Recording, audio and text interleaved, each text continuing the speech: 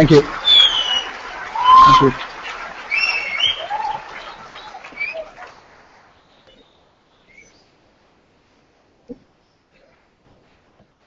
Chancellor Dr. Birla, Vice Chancellor Professor Jain, Director Professor Raman, Board of Directors, faculty, parents, students of the graduating class of 2013, ladies and gentlemen. Firstly, I'd like to thank Dr. Birla and Professor Jain for some very kind words. It's an honor and a privilege to be among you today to deliver an address at the graduation ceremony. It is very humbling to visit an institution like BITS that has set a very high standard and made a significant contribution to our nation's progress. Actually, I'm also really lucky.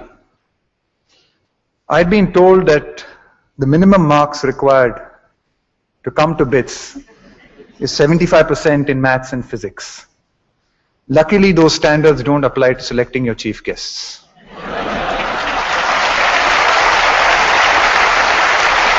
Because if you had seen my 10th standard physics and maths marks, I wouldn't have been allowed close to your gates. The year and a half since my retirement has been a wonderful period of introspection, an opportunity to reflect on my career. Looking back, I'm certain that cricket has made me a better, more well-rounded person. It certainly gave me the opportunity to mature personally and the platform to experience both success and failure, learn from them, and accept them both as part of life. I'm often asked for advice on how to be successful. Honestly, there are a million ways to be successful, and I'm nobody to tell you which one is right for you. Each one of us has to find our own path.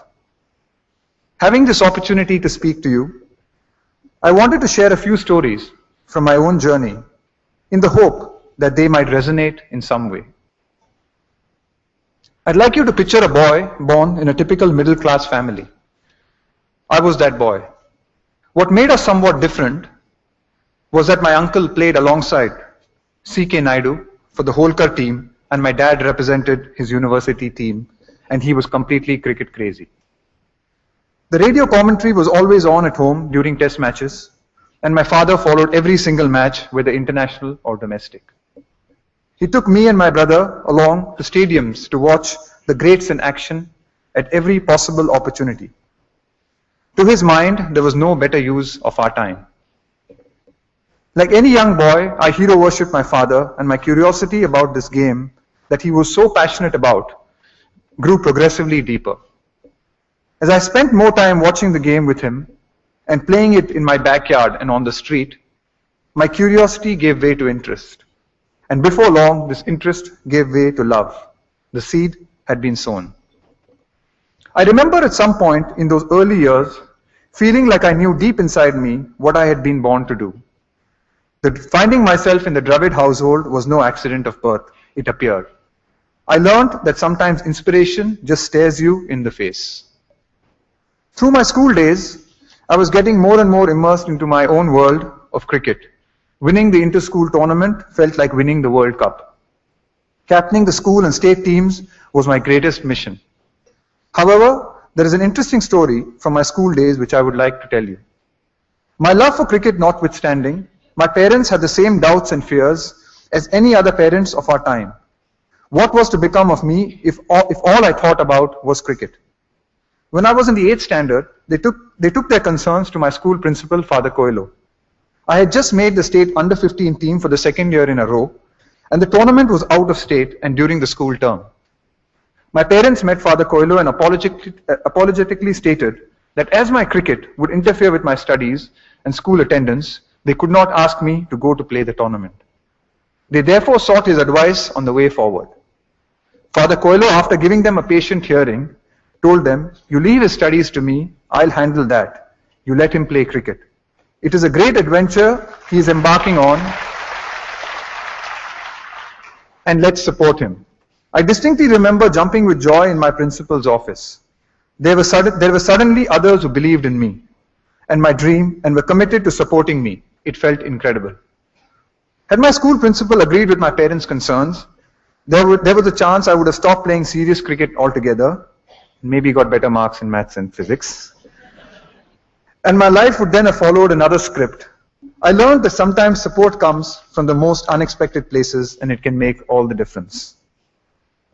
In the midst of borrowing class notes and from friends and furiously preparing for school and college exams, at the last minute, I was growing as a cricketer. At the time, we played many league and junior state matches on bouncy matting wickets.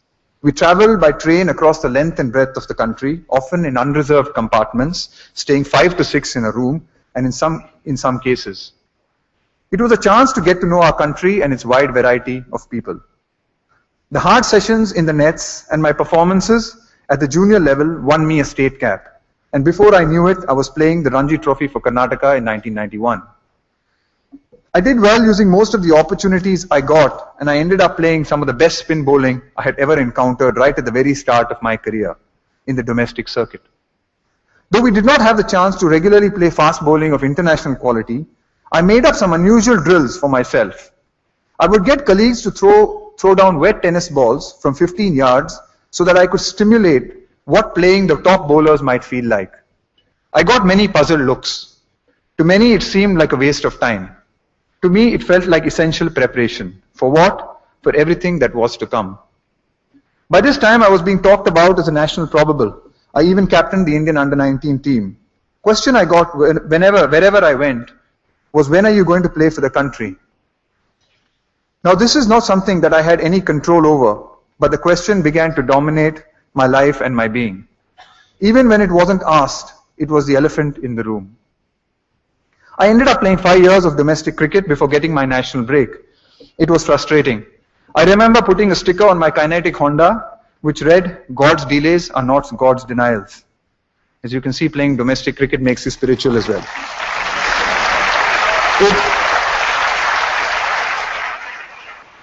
It was a gentle reminder to myself to keep the faith as I started the scooter engine and loaded my kit bag each morning.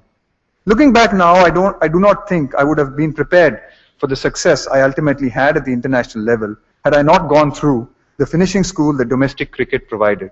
Spin or fast bowling, easy or difficult batting conditions, I was well prepared for anything.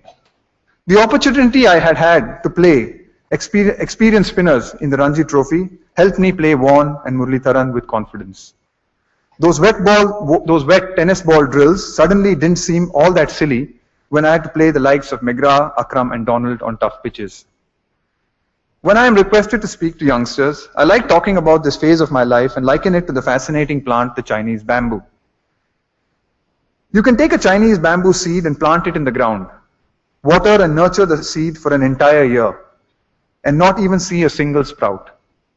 In fact, you will not see a sprout for 5 years. But suddenly, finally, a tiny shoot will spring from the ground. And over the next 6 weeks, the plant can grow as tall as 90 feet. It can grow as fast as 39 inches every 24 hours. You can literally watch the plant grow. What was the plant doing during these 5 years, seemingly dormant period? It was growing its roots. For 5 full years, it was preparing itself for rapid, massive growth. Without this root structure, the plant simply could not support itself for its future growth. Some would say the plant grew 90 feet in 6 weeks. I would say it grew 90 feet in 5 years and 6 weeks. This period tested my faith and willingness to believe in my own talent at the beginning of my journey. Overall, I had an extremely gratifying career and many highs and a number of disappointments as well. After our tour of Australia last year, it became very clear to me that the time had come for me to move on and make way for the next generation of talented young batsmen to begin their journeys, just as I had done 16 years before. It just felt right, and I was happy to call time on my career with my family, colleagues and friends around me. I was touched with the affection I received upon my retirement. I had no regrets, no unfulfilled professional goals, and nothing left to prove to myself. I had climbed my mountain, the one I had originally set out to climb as a little boy. At the start of my journey, I had been inspired by my father's passion, which I made my own. As I began climbing the mountain I had set my eyes on, I received lots of support along the way from my school principal and numerous others. Tangible success might not have come to me immediately, but my early experiences helped me build a solid platform that would equip me and empower me in the future. As I sat alone, dealing with my successes and failure, I got to understand myself better.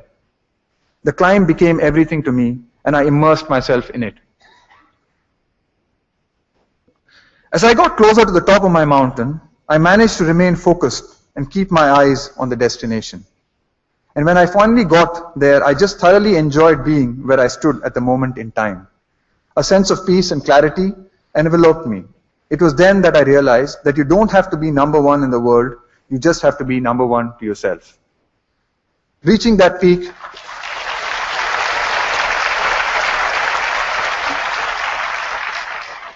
Reaching that peak is the highest peak there is. Like a good mountain climber, I'm now in search of the next mountain to climb. The uncertainty makes me nervous, it also excites me. I am back to being like the little boy listening to the strains of cricket commentary coming from the transistor in my father's studio. I would like to wish all of you, the graduating class of 2013, some of the brightest minds in this country today, the very best as you embark on an exciting time ahead of you. And may you find the mountain that's right for you. Give and receive support along the way. Be patient and persevere through the inevitable ups and downs that you will face. And importantly, learn to enjoy the journey that you are about to embark on. All the very best, and thank you for having me.